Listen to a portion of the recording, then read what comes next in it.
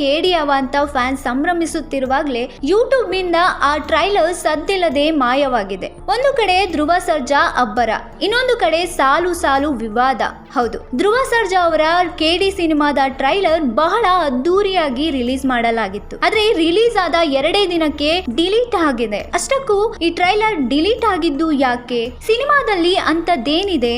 ಇಲ್ಲಿದೆ ನೋಡಿ full details.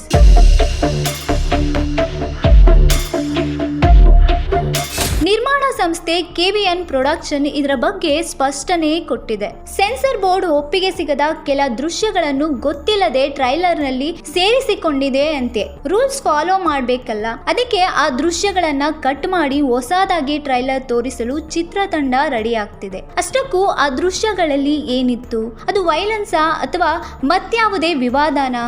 ಈಗಾಗಲೇ ಈ ಸಿನಿಮಾದ ಹಾಡುಗಳು ಸಖತ್ ಸದ್ದು ಮಾಡಿವೆ. ಅಂದಹಾಗೆ ಈ ತಿಂಗಳು ಕೊನೆಯಲ್ಲಿ ಸಿನಿಮಾ ರಿಲೀಸ್ ಆಗುತ್ತಾ ಅಥವಾ ಡೇಟ್ ಏನಾದ್ರೂ ಮುಂದೆ ಹೋಗುತ್ತಾ ಅನ್ನೋ ಅನುಮಾನ ಅಭಿಮಾನಿಗಳಲ್ಲಿ ಮೂಡಿದೆ. ಈ ಬಗ್ಗೆ ಚಿತ್ರತಂಡ ಮತ್ತು ನಿರ್ಮಾಣ ಸಂಸ್ಥೆ ಯಾವ ನಿರ್ಧಾರ ಕೈಗೊಳ್ಳುತ್ತೆ ಅಂತ ಕಾದು ನೋಡಬೇಕಿದೆ.